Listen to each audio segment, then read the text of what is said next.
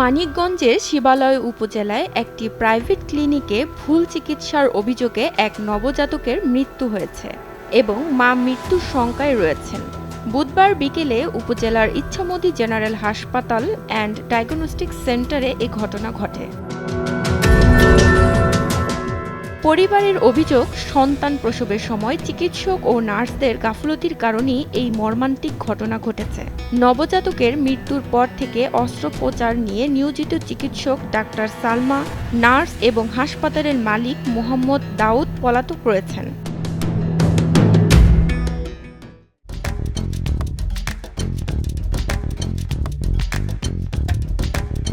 Doctor পরে যায় করলো যে সমস্যা নাই, আপনারা হাইরা যাবো। পরে হেরাই আবার ডাক্তার যাওয়ার পরে করলো যে আপনারা এটা অন্য জায়গায় নিয়ে যান, মানিকগঞ্জ নেন, নাহলে জেনে ভালো মনে করেন শিশু হাসপাতাল নিয়ে যান। বাইরে হাইরে আগে কয় বলে টাকা দাও চলে যাও, তাহলে বাচ্চার কন্ডিশন কি এটা দেখবো না? বাচ্চার চোখ ফুটে নাই, এ তো বলবো যে বাচ্চাটা তোমরা অন্য জায়গায় নিয়ে যাও। সে সিজার করে আসার আগেই টাকা দাও ডাক্তার চলে যাবো। এটা কোন ধরনের ব্যবসা?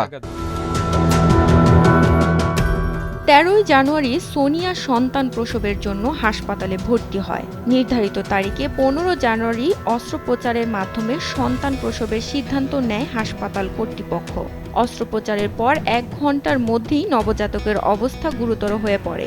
বিষয়টি হাসপাতাল কর্তৃপক্ষকে জানালেও তারা কোনো ব্যবস্থা নেয়নি, বরং সাদা কাগজে জোরপূর্বক স্বাক্ষর নিয়ে মা ও নবজাতককে অন্যত্র পাঠানো হয়।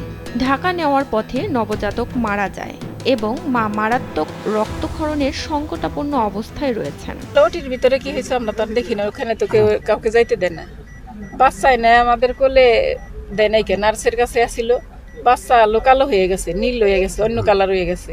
আমি খেলাম বাচ্চা এরকম কে, কয় বাচ্চার মায়ের ডায়াবেটিস, এর জন্য মনে হচ্ছে সমস্যা নেই, সার্বজনীন। আলতা করবার আসার পরে তারা বলছে যে বাচ্চা পেটের মধ্যে অক্সিজেন দেওয়া লাগবে, তাহলে অক্সিজেন আমরা দিছি। দেওয়ার পরে পরবর্তী মনে করেন যে এখন ওরা কইছে যে আলমগীর ডাক্তার কইছে যে আর 1 সপ্তাহ পরে সিজার করলে ভালো হয়। এই হলো ওই কথা। 2 কেজি 900 গ্রাম বাচ্চা, কিন্তু আমাকে আজকে সিজার করে বাচ্চা বাইরেছে 5 কেজি। এ বিষয়ে হাসপাতালের আবাসিক মেডিকেল অফিসার ডাক্তার মোহাম্মদ মনিরুল ইসলাম বলেন, সাদা কাগজে স্বাক্ষর নেওয়া আমাদের ভুল ছিল, তবে রোগীর স্বজনরা জোর করে নিয়ে যেতে চেয়েছিলেন। রোগী তাড়াতাড়ি চলে যাচ্ছিল, আমাকে সুযোগ দিতেছিলেন না যে আমি এনিহাও আমাকে তাড়াতাড়ি ছুটি দেন, আমি এখন চলে যাবো, 1 মুহূর্তে আমি এখানে থাকবো না। আমি বলছি তাহলে আপনি এখানে তাদের এখানে বনসই দিয়ে যান, কারণ এভাবে করে আপনি চলে যেতে পারবেন না, কারণ এখানে আপনার পেশেন্ট চিকিৎসাধীন অবস্থায় আছে, আমরা চিকিৎসা দিই, তারপরে আপনি আমরা যদি মনে হয় যে না খারাপ হয়েছে তাহলে আমরা রেফার করতে পারি। সেখানে তারা রেফারও বলছেন না, বলতেছে আমরা চলে যাবো। এভাবে করে আমি তো একজন কীভাবে চলতে পারি না।